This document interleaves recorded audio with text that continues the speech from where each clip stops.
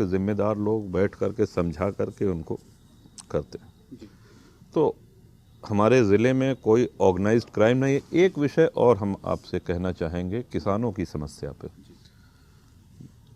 जब देश की राजनीति में किसानों की बात आती है तो प्रमुखता से पश्चिमी उत्तर प्रदेश, यह ऐसा लगता है जैसे किसान वहीं हैं और कहीं नहीं हैं, और विशेषकर गन्ना किसान। ठीक है, उनकी अपनी समस्याएं हैं, समाधान होना चाहिए, लेकिन हमारे यहाँ लघु सीमांत कृषक हैं। मुख्य फसल हम लोगों के यहाँ धान और गेहूं की होती है। इन किसानों की समस्याओं के लिए आवाज़ उठाने वाले कोई नहीं है। सदन के अंदर और सदन के बाहर इनकी समस्याएं भी बड़ी छोटी छोटी हैं और न्यायोचित मांगे हैं इनकी।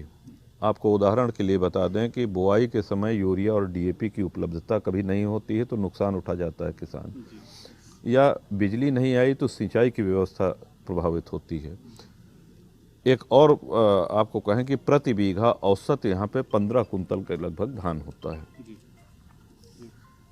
क्रय केंद्र में पिछली सरकार में 6 क्विंटल से ज़्यादा खरीद नहीं होती थी और इस मौजूदा सरकार में 10 कुंतल से ज़्यादा खरीद नहीं होती है।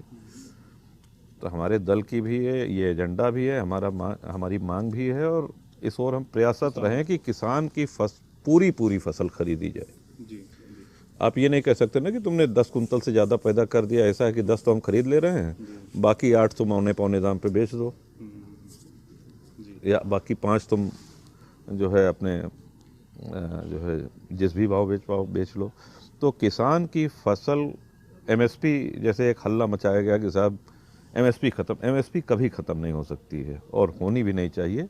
1967 में एमएसपी आई, और जब तक लोकतंत्र रहेगा तब तक एमएसपी रहेगी।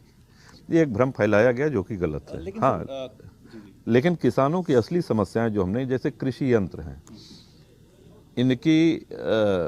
इनका मूल्य, इनके टैक्सेस पिछले दिनों में कई गुना बढ़े हैं। दूसरी समस्या छुट्टा जानवरों की है। अब छुट्टा जानवर एक ऐसा विषय है कि इसका निदान किसी के पास नहीं है। लोग, तो आप क्या कहेंगे कि गायों को मारना शुरू कर दो, गौभक्षण शुरू कर दो, ये तो होगा नहीं।